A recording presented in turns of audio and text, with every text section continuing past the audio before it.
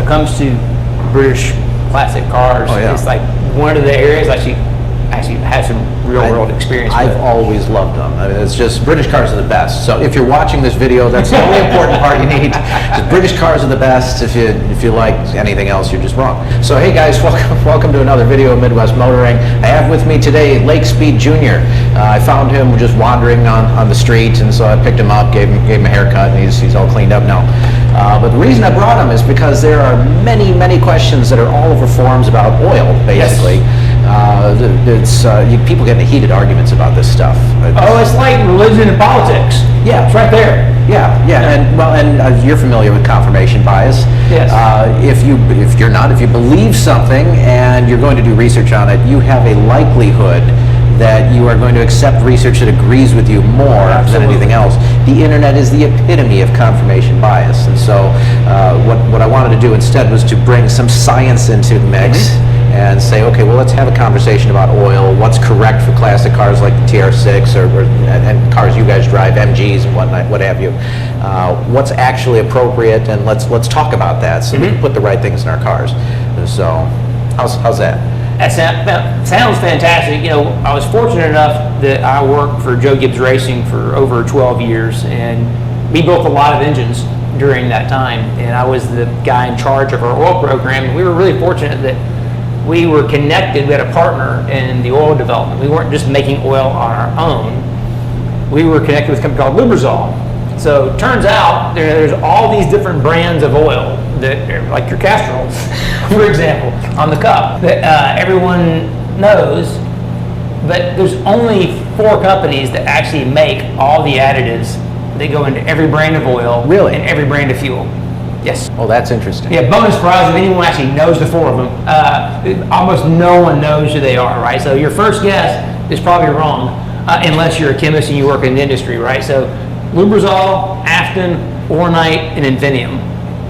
Those are the 4 companies. I would not have known any of them. And they make the ZDDP, they make the detergents, the dispersants, all the different additives that go into every brand of oil, every brand of fuel is made by those 4 companies. The brands we know are mostly blenders or just marketers.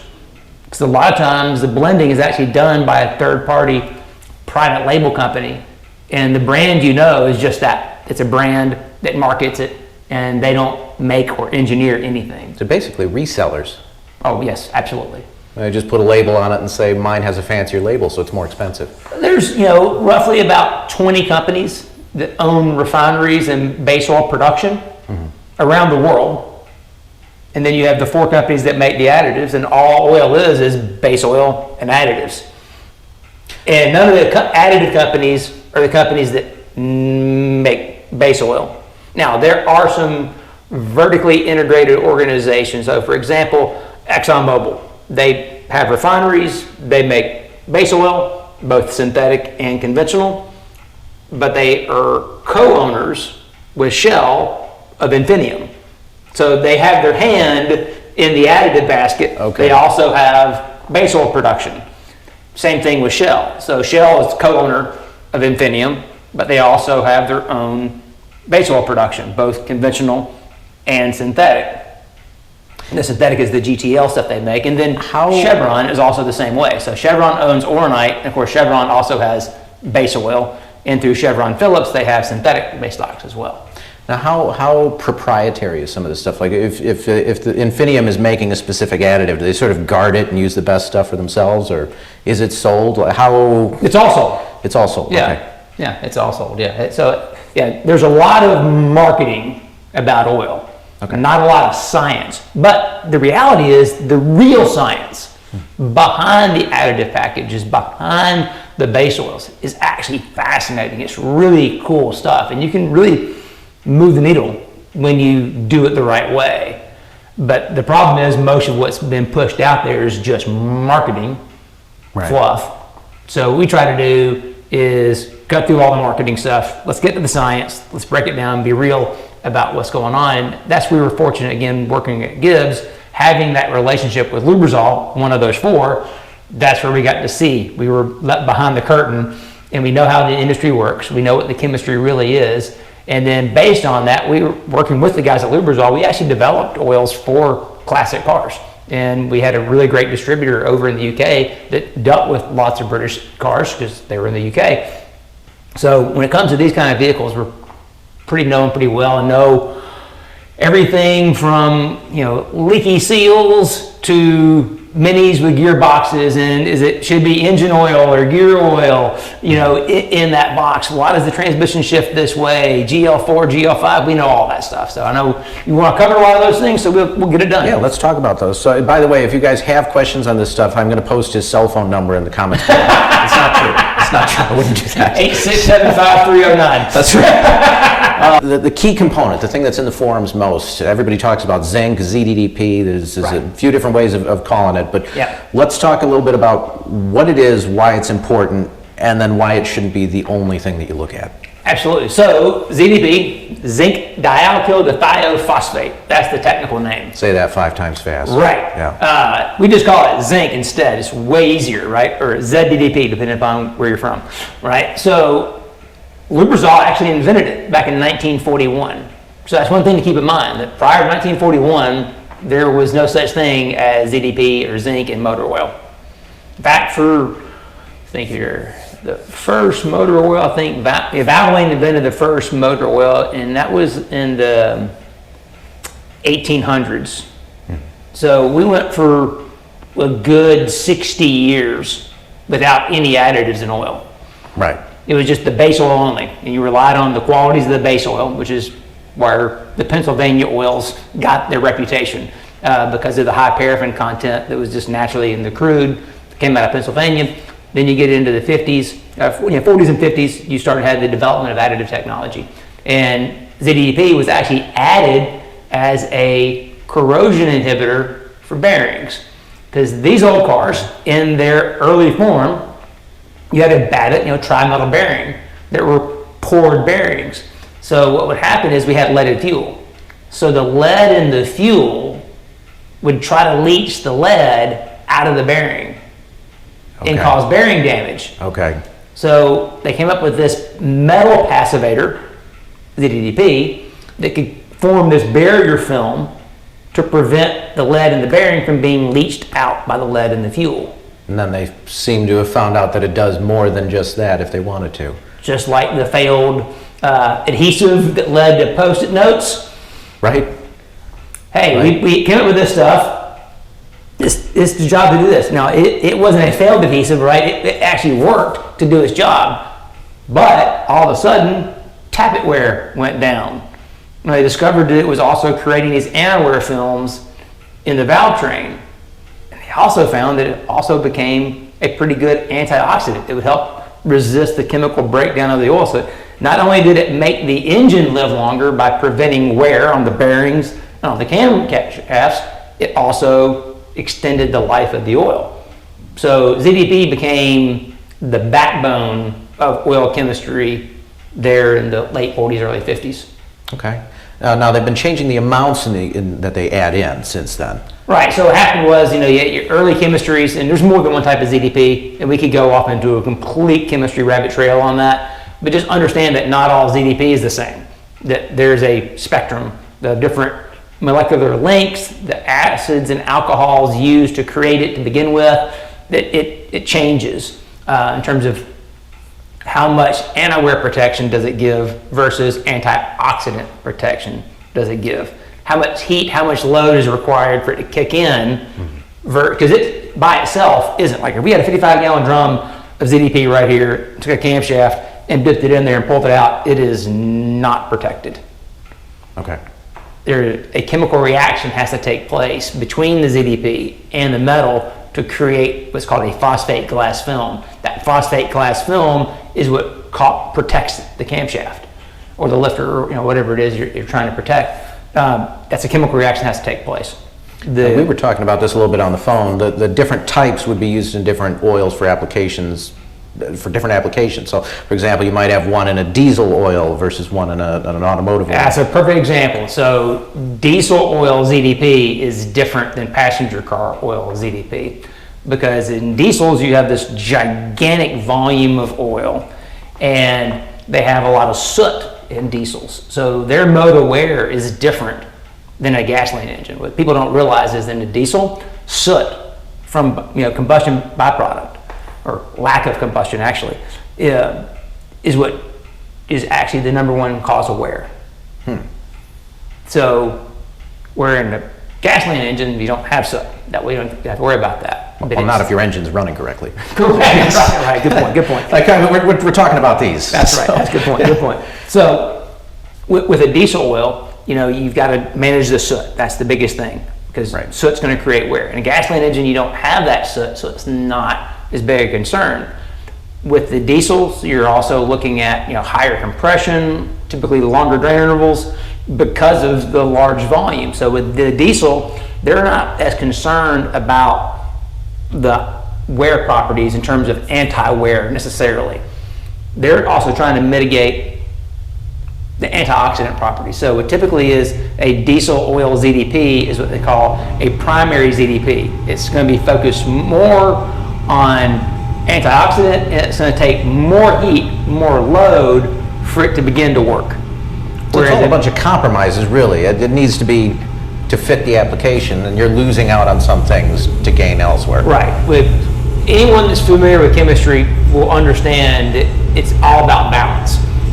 There is no free lunch in chemistry typically. You have to have the right balance of additives, the right balance of molecules to make the reaction happen, and then there's always a trade-off. When you do this, you're going to pay a price for that. So with diesels, I want high antioxidants. I need this thing to last. I give up a little bit of anti-wear activity for that. When it comes to the gasoline side, I need anti-wear protection, right? When I have, the biggest thing is engine speed. So if you think about a diesel, it's typically lower engine speeds. Yeah, you have 4 valves per cylinder, but you don't need a lot of valve spring pressure because it's not a high engine speed. Right. When you get to a higher engine speed, now my valve spring pressures go up in order to control valve movement. Close it quicker, Right, at that time. So as those valve spring pressures go up, now that contact load in the camshaft and lifter goes up, now I need more anti-wear activity, which is why I don't recommend using diesel oils for older classic cars. Yes, older classic cars with flat tappets need a higher level of ZDP than what off-the-shelf passenger car oils give you, because that ZDP, that same film that it forms on your camshaft to protect it, can also form in the catalytic converter. So in the early 90s, they began to limit the amount of ZDP you could have in the oil. So prior to that, you could put as much as you wanted to. But the reality is, most oils are somewhere in the, we'll call it 1,200 to 1,400 parts per million of ZDP range. That's where most things were. Right, because if you go too high, it's actually corrosive, isn't it? Absolutely, yes. Okay. So that's the thing, is like with basically no ZDP in the oil, wear is very high. As you add ZDP, wear comes down. As you continue to add ZDP, wear starts to go back up. Over here, it's essentially adhesive, abrasive wear, parts rubbing and wearing. Over here is corrosive wear, because now that ZDP is so active and it's reacting with that metal and it's creating really thick films that can slough off very easy. Like if anyone's ever scraped paint, you'll know that if the paint is really thin, it's really hard to scrape it off. But if the paint's really thick, then you can just comes off like butter. It's like soldering. You add more solder and it just comes right off. That's how you desolder connections. So similar kind of thing. Yeah, so that is having the right amount, that balance is really key. Having the right chemistry for the application is the key. Fortunately today, there are lots of classic car oils that are available that have a higher level of ZDP already in. So we're well past the days where someone needs to use diesel oil or get a bottle of additive and put it in for an older classic car. It's just not needed. Motorcycle oils, similar story to diesel. It's a different application. Yeah, with motorcycle oils, you're having to manage the wet clutch. Okay. Because that's one thing with motorcycles. Almost all motorcycle oils are designed not just to take care of the engine. They have a compromise. They have to take care of the wet clutch to make sure that the friction materials are proper, so they don't. One, if they have too much friction, it can cause the friction material to come off. the clutch disc. If it's too slippery, now it won't engage on the clutch disc. So balancing the friction for motorcycles is very specific. Again, I would not recommend putting motorcycle oils in your old cars. Right. It's right. just not the right thing. Now, we'll probably come back to that in a little bit, but I want to make it clear that a wet clutch application is different than like synchronizers in a gearbox. It's correct. It's not quite the same. Right. So like a motorcycle wet clutch, you actually have fibrous materials that are impregnated onto the steel discs, or sometimes they're metallic. It could be copper or bronze or something like that. That's centered onto there, and you're dealing with that level of friction. In an old box where you have synchronizers and things like that, it's different than these applications. I do want to ask, actually, thinking of that, so with the fibrous kind of a disc, I didn't plan to go here, but for example, this is an overdrive car. It's got an A-type overdrive, and if you're familiar with how it works, it's got a sliding clutch member that moves back and forth and engages, but it's kind of like a brake shoe almost. Would that gearbox benefit from some kind of a motorcycle oil, or is there something more appropriate for it? Potentially, yeah. I mean, it's a lot I'm of asking you questions nobody's ever asked before now. So. Well, to me, what you always have to do is, it's next to impossible to accurately predict what's going to happen in an application just by looking at the spec sheet of an oil. Okay. Now, it can give you an idea of what may happen, but you're never going to know what really happens Until you test until you test it out, right? And I know no different than with the motorcycle experience we had when I was at Gibbs. We not only did we race NASCAR, we also had, AMA motocross team. Right. And so what we found was different riders, how they use that clutch would impact how that will perform for them. So the thing here is, yes, you could have a motorcycle oil designed for wet clutches. Sounds like it would probably work pretty good in there. Right. But how often are you using it? How is it being applied, right? Is there a driver input that could influence how it performs? Right, so I like my cars a lot. So if any of you want to test destructively your overdrive gearbox, let us know how motorcycle oil works for you. But anyway, now we've talked mainly about ZDDP, so getting back to motor oils. There are other additives though. That's not the only important one. Right, that's the key thing. And one of the nice things that's happened in the last few years is that the API changed the recent standard. So for gasoline engines, it's an S series. For diesels, it's a C. So C stands for compression, S stands for spark. Okay. Right. So if you look at the API, you look at the little API SP or CK. Well, what does all that stuff mean? Well, the S is for gasoline engines, spark. The C series is C for compression, it's diesels. Right. So as they keep the letters keep going up, that's the next iteration. And back in say the early 90s, where they put that cap of ZDP in, that's when they said, okay, 1200, that was around like SJ, SL. Well, to now we're at SP. And the difference is over time, they've learned some things, that the levels of detergent in the oils, like calcium, sodium, magnesium, were all detergents that were in oils back in the 90s.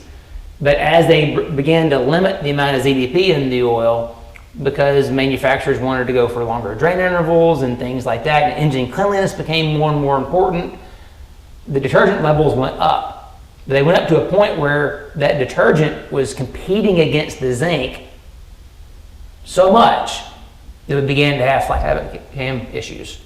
The reality is, we didn't have camshaft issues when they first limited the zinc. Even the first reduction of zinc. Because they hadn't increased the detergents. Right. Okay. So there was a limit and a reduction of zinc way before anyone ever experienced problems related to that. It's only when they increased the detergent and reduced the zinc a step further is when that separation occurred, and that was in the early 2000s. That's when everything went haywire. So if I had been telling people, let's say in the late 90s, you could use oil off the shelf, it's going to be okay, that may have been true. 100% true. So my dad raced in NASCAR, and I worked for several NASCAR teams. I remember going to the Kmart in Port Orange, Florida in 1999 and buying every quart of Mobil 1 they had on the shelf and pouring it in the race car, flat tappet engine, and running a 500-mile race, and there's no problem at all. 4 years later, you could not have done that. It would have not made it probably 5 miles without killing the camshaft. Wow. Wow, so that's a pretty big difference. It was that dramatic. Now, it's that big of a difference in a race car. How long would it take before you're really noticing wear in an average road car? Oh, if you had tried to break in a brand new camshaft, it'd probably died in 30 minutes. Okay. Which is why that started happening at an incredible rate during that time period. And that's where the whole idea that the zinc additive came in, because at the time, all you had was off-the-shelf oil and a very, very small number of boutique race oils. Right. Well, race oils aren't appropriate. So that's where, and you had diesel oils. So the diesel oil was at that time definitely a better option than the gasoline oils. So people started going to diesel oils. That was a good thing. It was definitely better than. Then people had the zinc additive to try to add to it, and that was definitely better than nothing. But today, we're not in that same situation anymore. 20 years later, things have changed dramatically.